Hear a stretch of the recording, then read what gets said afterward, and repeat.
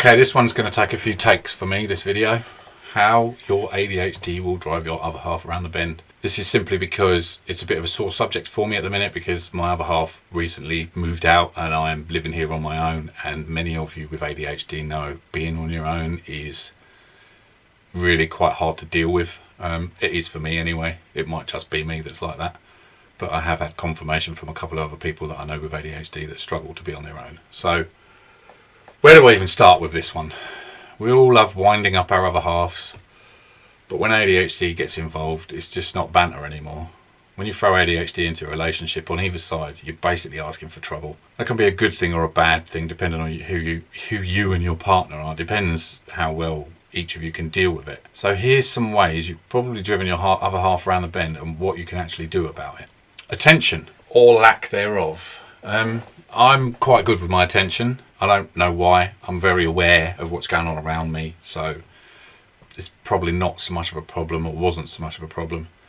But the mainstay of it is you look like you're listening to the person, but in reality you're imagining that scene from King Kong where Jack Black's gorilla takes on the 3 T-Rexes at once. That last punch is bang! Yeah, I used to picture that quite a lot when she was talking to me. How to deal with it. I never managed to find a way to realise that I was drifting off in the first place. It was just like I went into a vacuum, and the next thing you know, bang, you're back in the room. And a given amount of time has passed and the person is looking at you like, why are you not listening to me? I used to try coming along and saying, sorry pretty pants, I drifted off there a bit, can you say that again? And people kind of understand it. If they're willing to deal with you, willing to put up with you being around, it's honest, it resets the conversation, and it stops your other half from feeling like they're invisible. You know, it's not deliberate, it's just part of who we are. So just tell them the truth. Just say, sorry, I drifted off, I'm back now, and carry on. Okay, on to the next one. Time blindness. Time blindness. Classic ADHD superpower. Superpower. Always late, constantly underestimating how long stuff takes, forgetting the obvious things you swore you'd do, letting people down on a time-based circumstances. Personally, I don't really struggle with this one. I've always had relatively good timekeeping. I know how long time takes. I do tend to catastrophize future things that I want to do. You know, I've got some work to do on my stereo system in my car.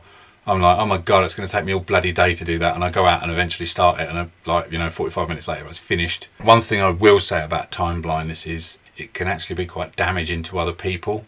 If you're constantly late, you're constantly making your other half stay around places when they're tired and they just want to go home.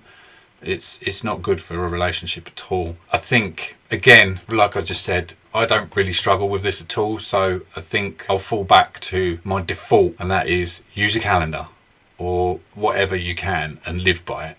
If it's not in a calendar, it doesn't need dealing with. Set timers for yourself. If you've got to leave, if you're in a social setting and you don't want to leave, or if you're in a social setting and you've got a specific time when you've got to leave, set an alarm and do what the alarm says. Again, going back to other things that I've talked about, is don't try to do things yourself. Put systems in place, put rules in place so that you don't rely on your own mind, because you can't. It's working with ADHD, not trying to strong arm it and beat it down and beat it out of existence. So in this case, again, I would suggest use a calendar, and that will help you with time blindness. Now, over time with my business, what happened to me was I got more and more accurate at guessing how long jobs were going to take, and sometimes now I overestimate, but as a general rule, I've managed to shrink it right down, and I get the jobs down to a really good, accurate amount of time they're going to take. So, if it's not in the calendar, it doesn't exist. Learn to use the calendar. Emotions, the big scary E word, massive reactions, lightning fast mood swings, taking rejection personally, or finding rejection where it doesn't even exist. You don't have a dimmer switch on your emotions. It's either off or on. It's either full power or no power. It's either 110% or 0. Your other half will probably be telling you that they feel like they're walking on eggshells or living with their own personal thundercloud following them around everywhere. But the flip side of that is they also get someone that's actually got real passion. I mean, for some people, they don't even know what passion means. They know what the word means, but they don't feel passionate about anything. And spontaneity. Another issue that I can say I've suffered from in relationships is your other half may well use your energy to balance out their lack of energy. And that will become exhausting over time for you. You should question whether that is a healthy thing in a relationship with anyone. So how do you deal with it? I'm still learning that. I I can go from calm to angry, or calm to frustrated, or angry to crying just so quickly. Even at my age of 54 years old, my emotions can flip on and off just so quickly. Everything is temporary. That's the one thing that I tell myself, and what I'm feeling will literally pass as soon as it arrived. You know, a big wave comes in from the sea, it crashes down and it's gone, and that's exactly what ADHD emotions are like. So don't react to them when they come. Just wait. Don't do anything. I'm not going to give you some stupid mantra like count to 10, because some of you won't get that amount of time. Some of you barely even realise that you're angry before you react to it. You bring the fire. Yeah, your other half hopefully will bring the calm and the balance and not blame. Chaos is another thing you will bring to a relationship, unless you are already well into the stages of ADHD and maturity that I was when I first started making these videos.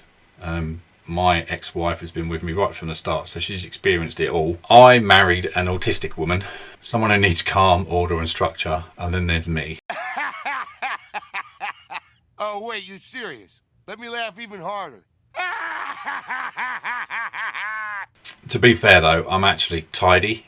Childhood beatings from my mum kind of programmed that into me. So how do you deal with the chaos? Yeah, how do you deal with the chaos when you live with someone else? Have a safe zone. Let that person have somewhere where they can go, and you're not allowed to fuck with that area at all. You're not allowed in that area. I never did this with my wife. I probably should have done. Instead of me having a study to myself, I probably should have let her have the study, and me have an area in another room. You know, you live and learn, stuff like that. But a garage, a shared desk, somewhere where you can exist in your chaos without that spreading out to your other half. Again, I'm not too bad with the chaos. My house is usually relatively tidy. I'm a relatively tidy person, mostly because I don't want to spend half my fucking life looking for a pen. I don't want to waste my time doing stuff like that, so I've learned my way out of it. And always use this mantra: finish what you started first. So when you start a job, finish that job, then move on to another one. Don't start one job, then start another job, then start another job. Even if it takes you days between starting that job and finishing it, finish that one job first. Communication, you know you do it. When you're stressed, your brain fires up like a machine gun and you go all over the place.